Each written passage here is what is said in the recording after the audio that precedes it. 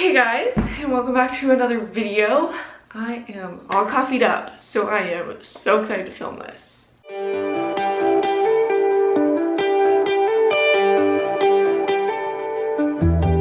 know? And I'm so excited for summer reads. I mean, if you've read the title, you already know what this video is about, so I'm not gonna bore you with explaining. But summer reading is probably my favorite season of reading because nothing better than like reading outside with the sun on a beach. It's just such a vibe to begin with.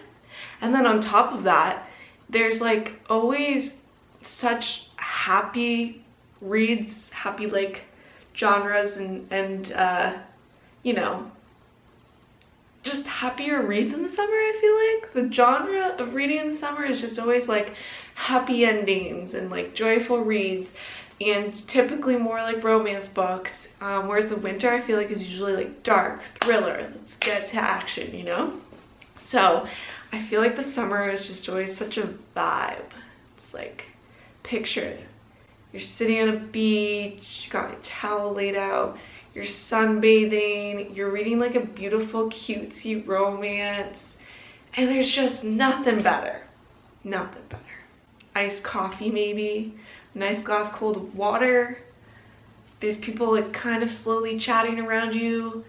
It's just such, oh, it's so good. It's so good. And if you know, you know. But anyways, to prepare you for your summer reading, I have a couple books here that I'm going to show you to inspire you to pick up some summer books and get that reading going for this season. So, where to start? Let me start with the most, you know, obvious of summer reads because it's obvious if you ask me, and that is Malibu Rising.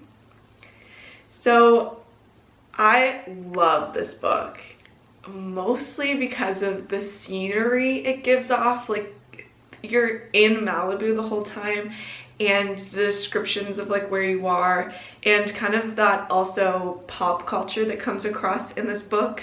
I mean, Taylor Jenkins Reid is my favorite author when it comes to writing more like pop culture-y-esque books, and she really makes you feel like you're in that stage of life, or in that, like, you're in the pop culture with the characters. I feel like I'm explaining this kind of poorly, but anyways, the scenery in this book is phenomenal. Like, you just feel like you're on the beach in Malibu the whole time, and it's very, very vibey. Oh, I would love to reread this in the summer on a beach, because I read this in the winter and it made me so hopeful for the summer. I was like, somebody get me to a beach right now, and it was like snowing outside. So this is just magnificent.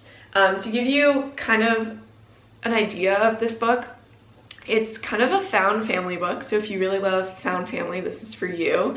And it follows like a group of siblings, specifically Nina, dynamic between her and her father, and then it goes along with like what happened to her father's relationship with their mother, and then why all of these siblings are kind of like lost from their father, and how they kind of like use each other and grew up together and worked together to like develop the people that they are now. So it's kind of them banding together to like be a found family and surviving what fame brings them. The next one I'm going to bring up is a newer book. This is Emily Henry's Book Lover. So Emily Henry is a great romantic author with her banter. Her banter in the book is just, it cannot be beat. Like, she just creates like cute banter between both characters, and if you really love reading about people who love reading, then you'll like this book. But basically Nora, the main character, is a manager of authors, and then she meets this guy who she has to work with, who is an editor for books, and it's kind of like that small town romance, but also not. And I also appreciate that Emily Henry in this book kind of makes fun of tropes. So she's like picking fun at like oh, we're not really this trope, but like, are we this trope? Because the main characters are editors and book writers, they're like making fun of people they know that follow along with the tropes and that kind of deal. So it's pretty cutesy in that sense. And again, like if you love reading about people who love reading, it's also really fun in that sense. And the maturity level of the way that the two main characters talk is also great. The only thing that I didn't love about this book is the miscommunication that happens partway through. I hate miscommunication, drives me nuts. Like, just talk, you know? If I have to read like 3 chapters of you working through a miscommunication, it drives me bonkers. So that was my only if about this, is that I didn't really love the sister in this book because she brought on this miscommunication.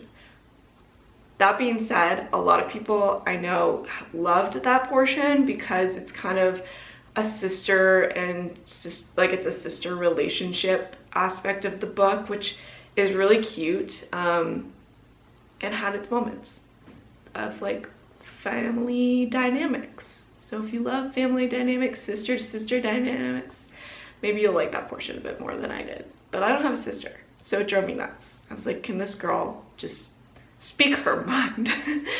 But again, great read for the summer.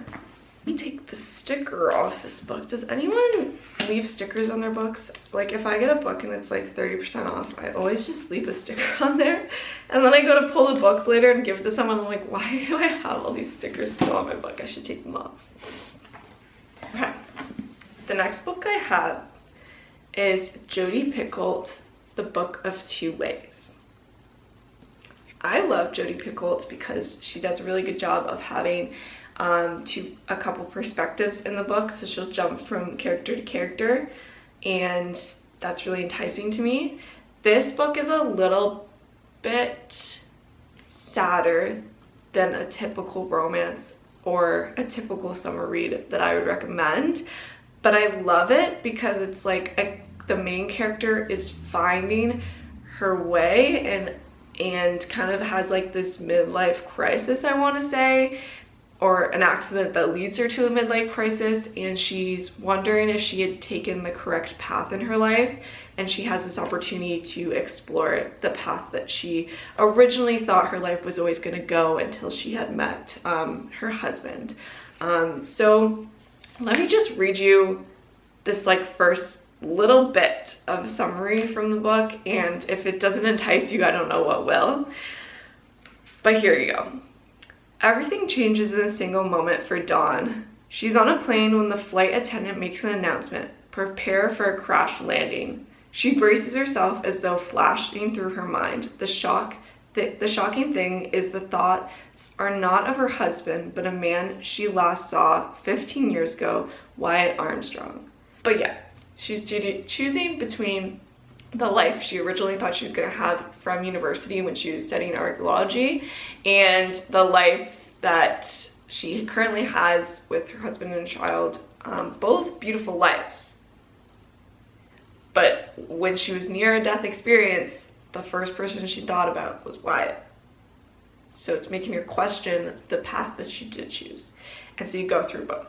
And I also love, there's a little bit of like Greek study in here, and it's very easy to follow along with, so it's nothing too overwhelming if you're like scared by Greek mythology, because I kind of am, but they explain it really deeply in here, which is kind of fun. So you're kind of like learning some aspects of what she's studying when she does kind of go back and complete her master thesis.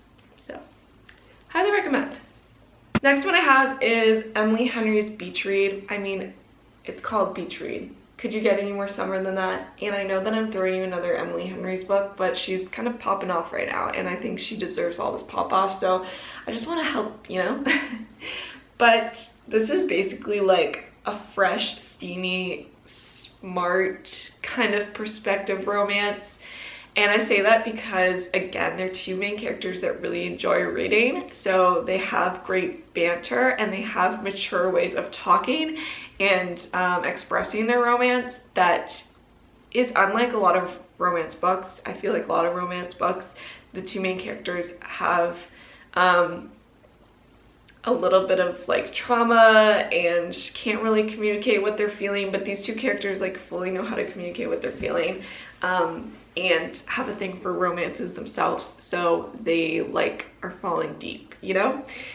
But yes, the two characters are kind of opposites, so it's kind of like enemies to lovers, or not really enemies, but just like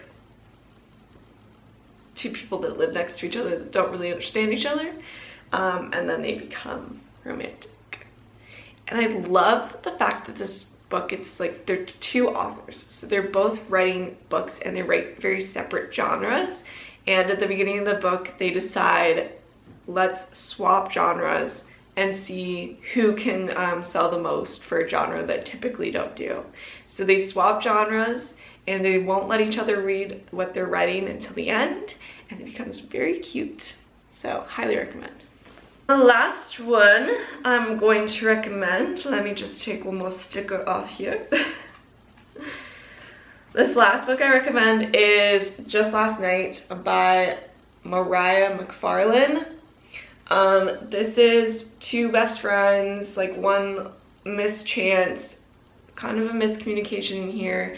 This is a bit darker. It does start off with a death, so if you aren't into hearing about kind of that perspective of tragedy, then maybe this isn't kind of for you, but I found that this was kind of a summer read, or I feel that this is a good summer read because of the way that like the friends are banding together to deal with the loss, and it takes place in the summer, and that it's like a good romantic but sad book that like will get you through something if you're going through anything this summer, you know? Like if you could deal with the breakup in the summer, maybe this is the book for you, know what I'm saying?